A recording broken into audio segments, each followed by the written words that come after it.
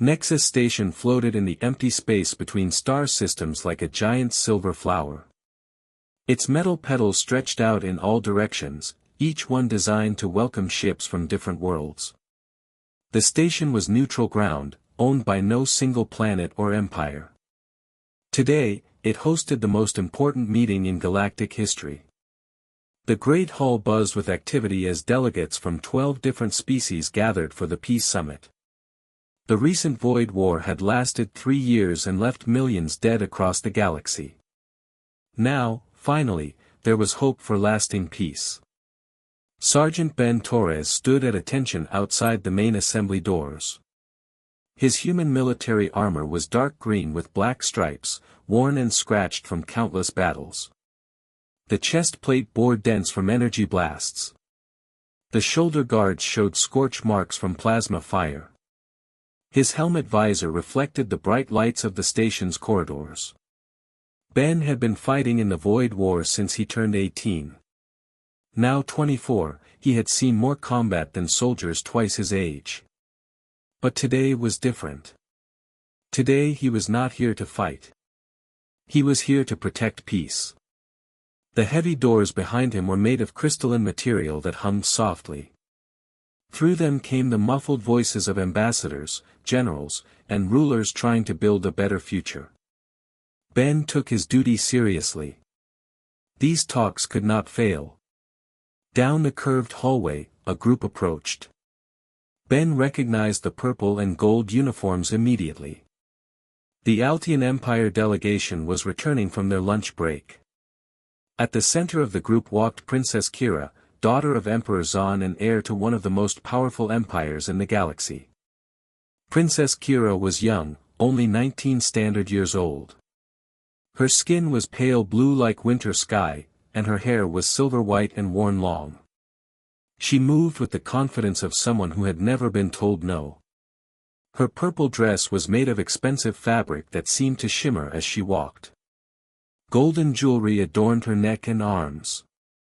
Behind her walked 3 younger Altians, clearly her friends and companions. They chatted and laughed as they approached the Great Hall. Their voices carried down the empty corridor. The human delegation looked so serious all the time, said one of her companions, a thin male with elaborate braided hair. Do they ever smile? Why would they smile? Princess Kira replied with a musical laugh. They are good for only one thing, fighting wars. They lack the sophistication for proper diplomacy. As they drew closer to Ben's position, Princess Kira noticed him standing guard. She slowed her pace and studied him with obvious amusement. Her companions followed her gaze and began to whisper among themselves. Look at this one, Princess Kira said, her voice carrying clearly in the quiet corridor. Standing there like a statue in that crude armor. Ben remained perfectly still. His training taught him to ignore distractions while on duty. His eyes stayed focused ahead, watching for any real threats to the peace talks. Princess Kira stopped walking entirely now. Her companions gathered around her, clearly expecting entertainment. Other delegates in the hallway began to notice the scene developing. Tell me, soldier, Princess Kira called out to Ben. Does that heavy armor not tire you? It looks so primitive compared to our energy shields. Ben did not respond. Protocol demanded that he remain silent unless directly threatened or given orders by his superiors. The princess was neither a threat nor his commanding officer. His lack of response seemed to encourage her. Princess Kira stepped closer, her voice getting louder. Perhaps he cannot hear us through that thick helmet, she said to her friends. Or perhaps human brains are too small to process complex conversation. A few delegates from other species had stopped to watch. Some looked uncomfortable, but others seemed amused by the young princess's performance. I heard humans sleep in their armor because they fear everything, Princess Kira continued. Is that true, soldier? Are you afraid to show your real face? Ben's jaw tightened slightly behind his visor, but he remained motionless. His duty was to guard these peace talks, not to engage in childish arguments with spoiled royalty. My father says humans are useful as hired soldiers because they fight well, the princess went on. But they can never be true leaders because they lack culture and intelligence. They are too busy hitting things to develop art or philosophy. Her companions laughed appreciatively. More delegates had gathered now, forming a small crowd in the corridor. Some whispered among themselves in alien languages. "Look at those dents in his armor," Princess Kira pointed dramatically. "Proof that humans solve every problem with violence. No doubt he earned each one by charging mindlessly into battle." Ben's hands remained steady on his weapon, but something flickered behind his visor. The princess did not notice. "I wonder what great military genius decided to assign a simple warrior to guard intellectual discussions," she continued. "Perhaps they thought his presence would remind us all why we need peace, to keep primitive species like humans from destroying everything." The crowd had grown larger now. Delegates from the Centauri Republic looked uncomfortable. An ambassador from the Trade Federation frowned disapprovingly. But Princess Kira seemed energized by her audience. "In Altian culture, we value wisdom over strength," she announced to the gathering. "We create beautiful art, compose moving music, and write poetry that stirs the soul. What do humans create? Better weapons. Bigger explosions. More efficient ways to break things." Her voice rose as she warmed to her theme. "This soldier probably cannot even read the peace treaty he is supposedly protecting. Humans understand only the language of violence." Ben's breathing remained steady and controlled. Years of military discipline held him in place despite the growing anger in his chest. "Perhaps we should test this theory," Princess Kira said with a cruel smile. "Soldier, can you tell us your opinion on the economic provisions in Section 12 of the proposed treaty?" She waited for an answer that did not come. No response. "How about the cultural exchange programs outlined in Section 7? Surely even a human can understand the importance of sharing knowledge between species?" Still silence from Ben. "I thought so," Princess Kira declared triumphantly. "A simple mind in crude armor, useful only for pointing weapons at enemies. This is what humans contribute to galactic civilization, the threat of force when diplomacy requires actual thought." The gathered crowd was quite large now. Delegates from nearly every species present at the summit had stopped to witness the spectacle. Some looked embarrassed by the princess's behavior. Others seemed fascinated by this unusual diplomatic drama. Ambassador Yell of the Rigel Confederation stepped forward slightly. "Your Highness, perhaps we should return to the negotiations. "Nonsense," Princess Kira waved him off. "This is educational. We are learning about human nature. Observe how he stands there, unable to defend himself with words because his species never developed beyond physical responses to challenges." Ben's shoulders tensed almost imperceptibly. His training warred with his growing anger. "In Altian military academies, we study human battle tactics," the princess continued her lecture. "They are quite effective but utterly predictable. Charge forward, hit hard, hope for the best. No subtlety. No strategy. No consideration of consequences." She gestured at Ben's worn armor again. "Each mark on that crude suit represents another example of human thought processes. Problem appears, human attacks problem, problem fights back, human gets hurt, human claims victory anyway." Her companions giggled appreciatively.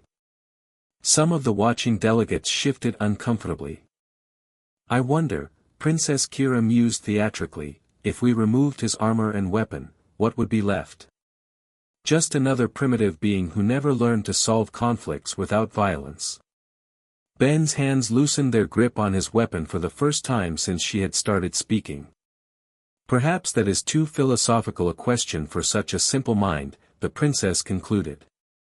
After all, asking a human to think beyond fighting is like asking a rock to compose music. The corridor fell silent except for the soft humming of the station's power systems. Princess Kira looked around at her audience with satisfaction, clearly pleased with her performance. Then Ben moved. Slowly, deliberately, he reached up and disengaged the seals on his helmet. The soft hiss of equalizing pressure was loud in the quiet hallway. He lifted the helmet off his head and set it carefully on the ground beside him. His face was revealed for the first time. He was younger than expected, with brown hair and tired eyes. Scars marked his left cheek and forehead. But his expression was calm, almost peaceful. Princess Kira stopped smiling. The watching delegates grew completely quiet. Ben reached down and began unfastening his chest plate. His movements were careful and precise, showing respect for the armor even as he removed it. The heavy piece came away with practiced ease. He placed it gently next to his helmet. "What is he doing?" one of the princess's companions whispered. Ben continued methodically removing his armor. The shoulder guards came next, then the arm protection, then the leg plates. Each piece was placed with care on the growing pile beside him. Princess Kira watched in growing confusion. This was not the response she had expected. She had anticipated angry words, defensive arguments, or sullen silence. Not this strange, deliberate undressing. When the last piece of armor was removed, Ben stood in simple civilian clothes, plain gray pants and a dark blue shirt. Without the bulk of his military gear, he looked smaller, more human, more vulnerable. He picked up his weapon and placed it carefully on top of the armor pile. Then he straightened and looked directly at Princess Kira for the first time since her verbal assault began. His eyes held no anger, no hatred, no desire for revenge. Instead, there was something that made the young princess step backward involuntarily. It was disappointment. Deep, quiet disappointment. Ben said nothing. He simply looked at her for a long moment, as if memorizing her face. Then he turned and walked away down the corridor. His footsteps echoed softly as he disappeared around a curve in the hallway. The pile of armor and weapons remained behind like a silent monument to the encounter. Princess Kira stood frozen in place. Her mouth was slightly open, her earlier confidence completely gone. She stared at the abandoned armor as if it might explain what had just happened. The watching delegates began to disperse quietly. Some shook their heads as they walked away. Others whispered urgently to their companions. The mood had shifted from entertainment to something much more serious.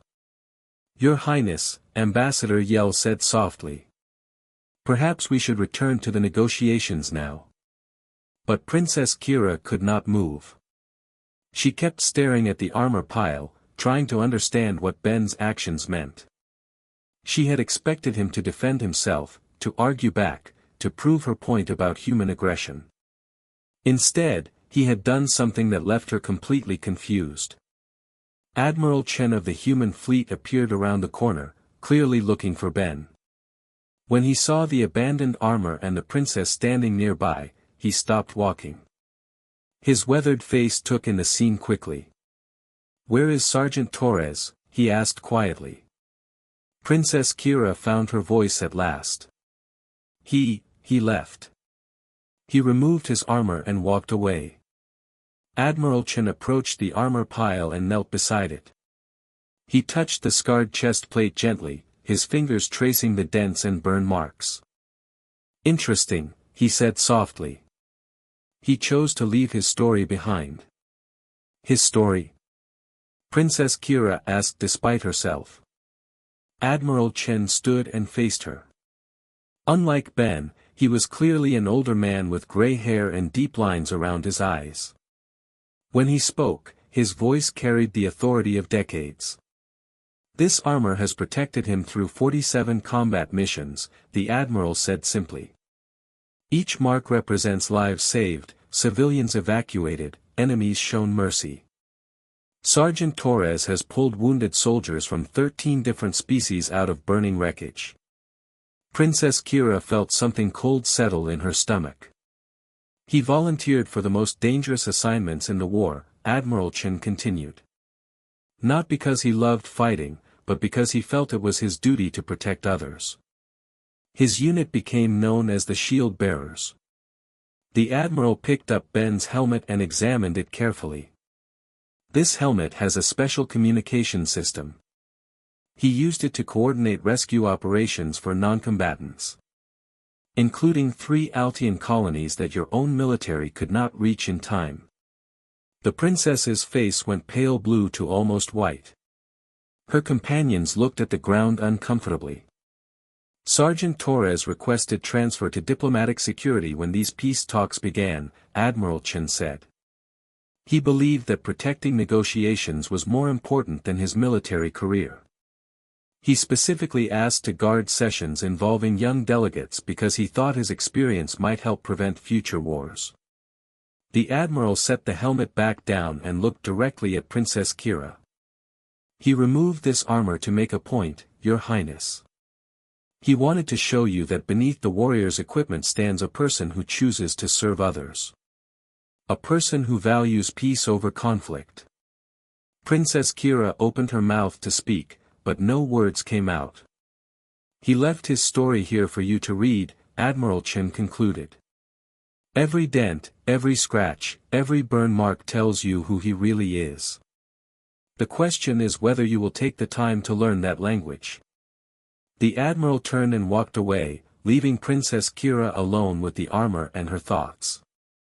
She stood there for a long time, staring at the pile of equipment that had protected so many lives.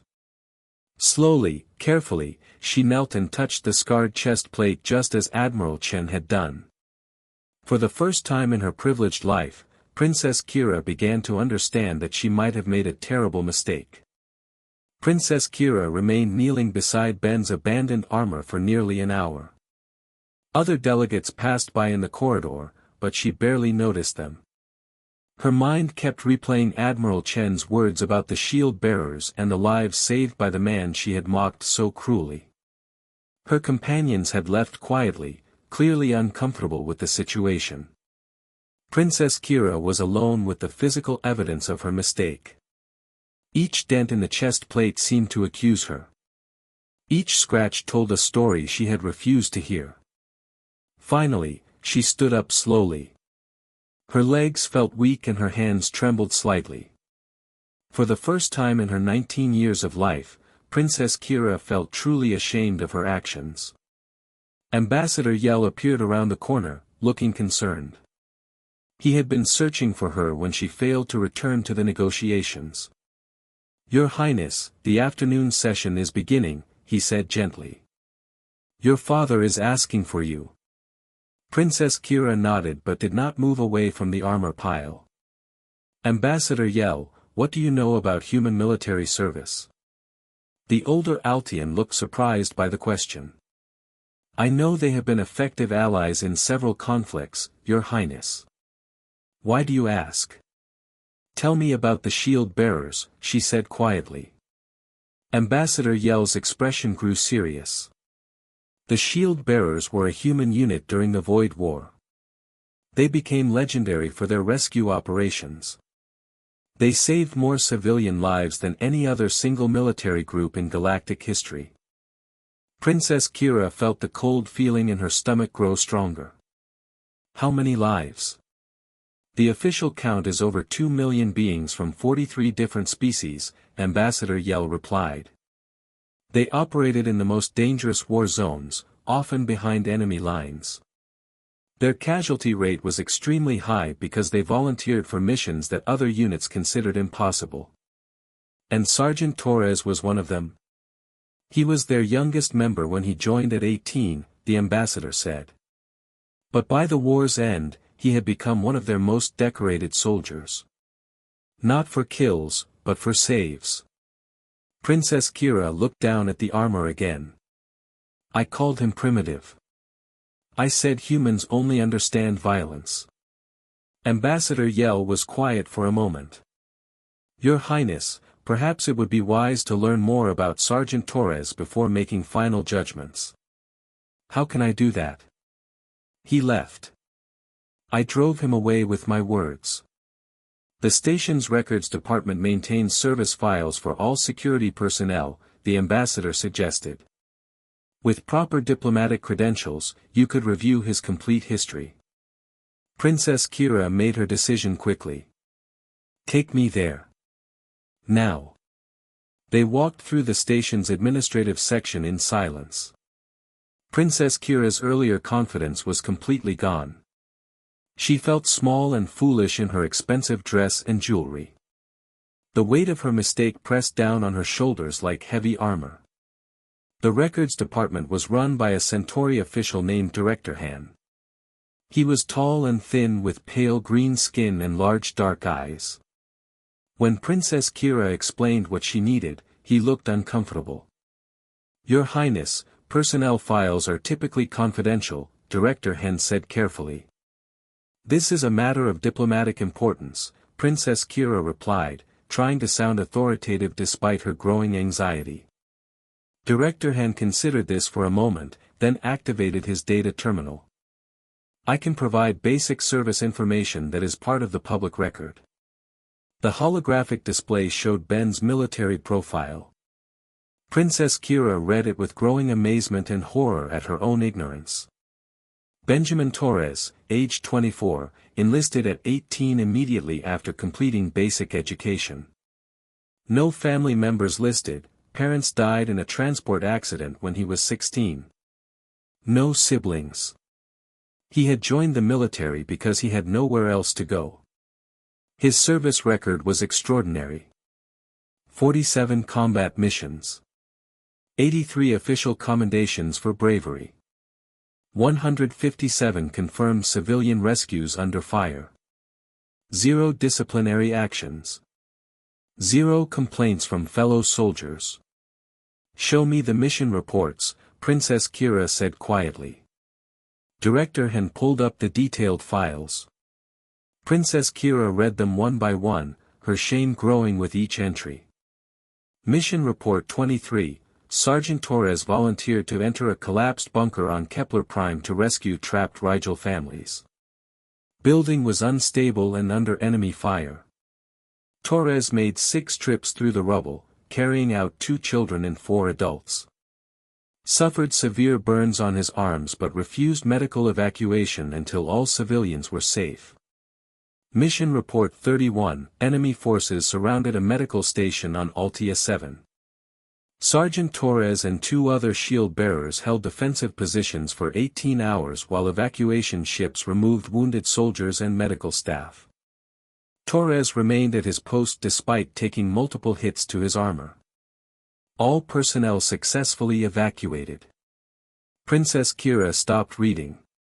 Altia 7. That is in our territory. Yes, Your Highness, Director Han confirmed. The shield-bearers saved many Altian lives during the war. Princess Kira's hands shook as she continued reading. Mission after mission, the same pattern repeated. Ben Torres volunteering for the most dangerous assignments. Ben Torres risking his life for strangers. Ben Torres choosing to protect rather than destroy. Mission Report 38. Sergeant Torres discovered enemy soldiers trapped in their damaged ship after the battle for Vega Station. Against standing orders, he organized a rescue operation. Torres personally entered the hostile vessel and carried out 7 wounded enemy combatants. When questioned about his actions, Torres stated, they stopped being enemies when they started needing help. He saved enemy soldiers. Princess Kira whispered. The shield-bearers became known for showing mercy to defeated opponents, Ambassador Yell explained. They believed that protecting life was more important than following strict military doctrine. Princess Kira found herself crying without realizing it had started. Tears ran down her pale blue cheeks as she read report after report of Ben's heroism and sacrifice. Mission Report 44. massive explosion damaged civilian transport carrying Altian refugees from war zone. Ship losing atmosphere and life support failing. Sergeant Torres suited up in emergency gear and made multiple spacewalks to repair hull breaches. Worked continuously for 8 hours in vacuum to save 340 Altian civilians.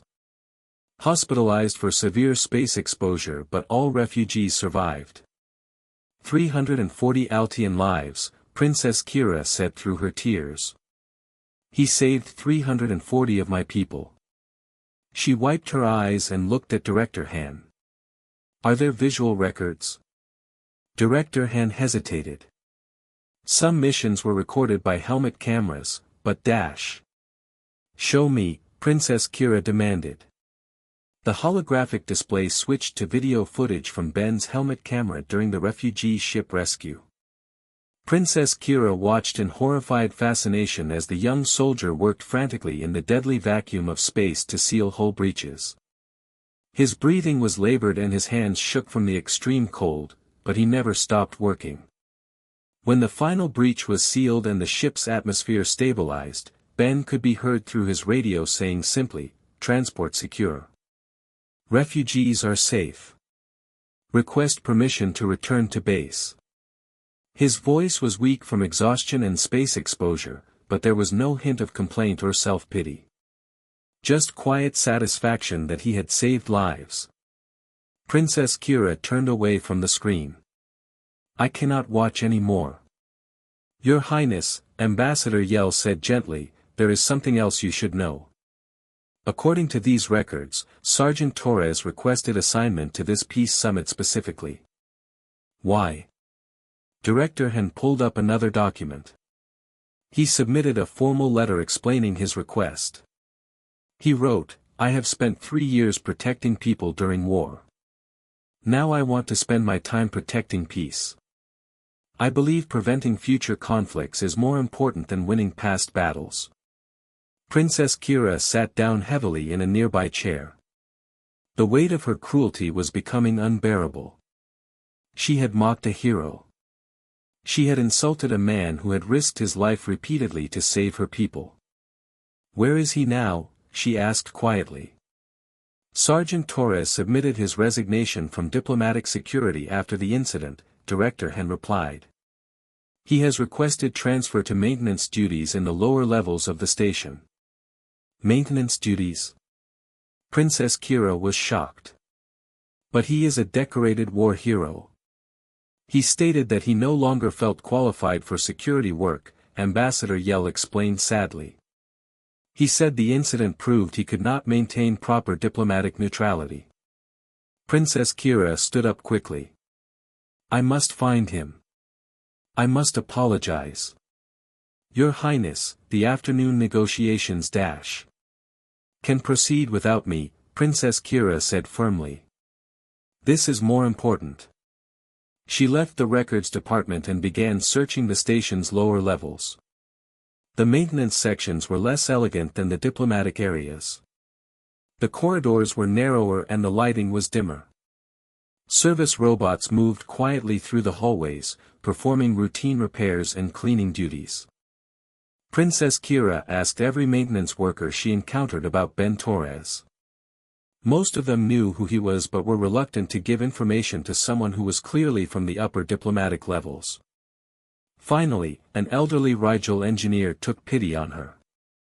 "The human soldier. He is working in environmental systems, Section 7, the engineer said. But be careful, young one. He is very sad. Something hurt his spirit." Princess Kira found Section 7 after an hour of searching.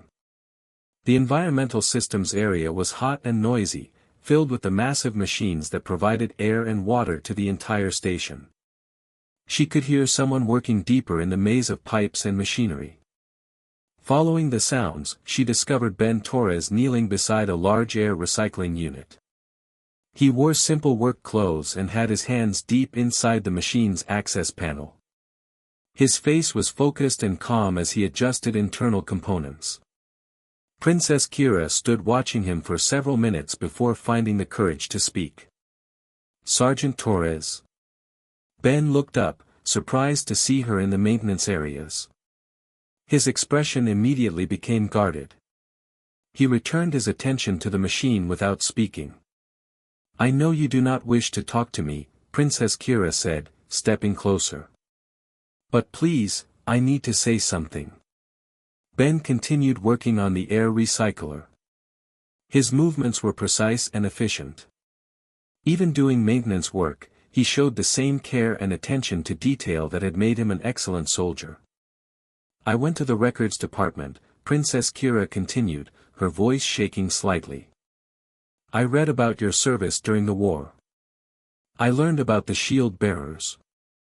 Ben's hands paused for a moment, then resumed their work. "I discovered that you saved 340 Altian refugees from a damaged transport," Princess Kira said. "You risked your life in the vacuum of space to repair their ship." Still no response from Ben. Princess Kira took a deep breath. "I also learned that you saved Altian colonies when our own military could not reach them. You have shown mercy to enemy soldiers. You have protected civilians from 43 different species." Ben finished his adjustment and closed the access panel. He stood up slowly and faced her for the first time since she had arrived. "Your Highness," he said quietly. "You should return to the diplomatic levels. This area is not safe for civilians." "I am not leaving until you listen to me," Princess Kira said with determination she did not know she possessed. "I need to apologize." Ben shook his head. "No apology is necessary. You spoke your mind. That is your right. But I was wrong," Princess Kira exclaimed. "Everything I said about you, about humans, was completely wrong." Ben picked up his tools and began walking toward another machine that needed attention. Princess Kira followed him desperately. "You are not primitive," she said, trying to keep up with his long strides. "You are not violent by nature. You do not lack culture or intelligence.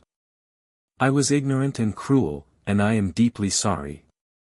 Ben stopped walking and turned to face her again. For the first time, she could see the hurt in his eyes that her words had caused. "Your Highness," he said softly, "you were not entirely wrong. Humans do solve many problems with force. We are not as advanced as your people in art or science or philosophy. We are what we are." "But you are also heroes," Princess Kira insisted. "You save lives. You protect the innocent. You show mercy to enemies. These are not the actions of primitive beings." Ben was quiet for a long moment. "Maybe. But it does not matter now. I have resigned from security duties. I am more useful here, keeping the air clean and the water flowing." "That is not true," Princess Kira said angrily. "Your place is protecting these peace talks. Your experience and dedication are needed." "I lost my temper today," Ben replied. "A good security officer maintains control at all times. I failed." Princess Kira stared at him in amazement. "You lost your temper? When?" "I saw no anger from you at all." "I wanted to defend myself," Ben admitted. "I wanted to tell you about my service, about my friends who died saving others. I wanted to prove you wrong. That desire compromised my objectivity. So you removed your armor instead?" Ben nodded. "I chose to let my service record speak for itself. But the fact that I wanted to argue with you proved that I could not maintain proper neutrality. A security officer must be above personal feelings." Princess Kira felt tears starting again. This man's sense of duty and honor was unlike anything she had ever encountered. Even now, after she had humiliated him publicly, he was taking responsibility for imaginary failures. "Sergeant Torres," she said formally, "I am Princess Kira of the Altian Empire. I am 19 years old and I thought I knew everything about the universe. Today I learned that I know nothing at all. Ben listened without interrupting. I learned that my ignorance nearly destroyed something precious, she continued. I learned that true strength sometimes means walking away instead of fighting back. I learned that protecting others is more valuable than protecting your own pride. She took a step closer to him. I also learned that one young human soldier has more wisdom and honor than I may ever possess. Ben's expression softened slightly. Your Highness, you are still very young. Wisdom comes with experience. Then help me gain that experience, Princess Kira said urgently. Come back to the security detail. Show me what real leadership looks like. Teach me how to serve others instead of just serving myself. Ben was quiet for a very long time. Finally, he said, why does this matter so much to you? Princess Kira thought about her answer carefully. Because today I saw myself clearly for the first time. I saw a spoiled princess who used her position to hurt someone who had done nothing wrong. I saw someone who judged others without understanding them. I do not like what I saw. She looked around at the machinery that surrounded them. You chose to come here and do honest work after I insulted you. You chose to serve others in a different way rather than abandon service entirely. That shows more character than anything I have ever done. Ben studied her face carefully. And what will you do differently if I return to my duties? I will learn, Princess Kira said simply. I will listen before I speak. I will try to understand before I judge. I will use my privilege to help others instead of using it to feel superior. Ben smiled for the first time since she had found him. It was a small smile, but genuine. Your Highness, he said, I think there might be hope for galactic peace after all. An hour later, Princess Kira walked back into the great hall beside Ben Torres. He wore his armor again, each piece carefully cleaned and restored. The delegates who had witnessed the earlier incident looked up in surprise as they entered together. Princess Kira walked to the center of the hall and asked for permission to speak. When her father granted it, she turned to face the assembled representatives of 12 species. Today I made a terrible mistake, she began, her voice clear and strong. I judged someone based on ignorance and prejudice. I insulted a hero because I was too proud to see past my own assumptions. She gestured toward Ben, who stood at attention nearby. Sergeant Torres removed his armor today to teach me a lesson I desperately needed to learn. He showed me that true strength comes from serving others, not from tearing others down. The hall was completely silent as she continued. If we are going to build lasting peace, we must all commit to understanding each other instead of judging each other, Princess Kira said. We must recognize that every species, every individual, has value and dignity that deserves respect. She looked directly at her father. I request permission to work with human diplomatic staff during the remainder of these negotiations. I have much to learn about leadership and service. Emperor Zahn looked surprised but nodded slowly. Permission granted. As Princess Kira returned to her seat, she caught Ben's eye. He gave her a small nod of approval and respect. For the first time in her life, Princess Kira had earned something more valuable than privilege. She had earned the respect of a true hero.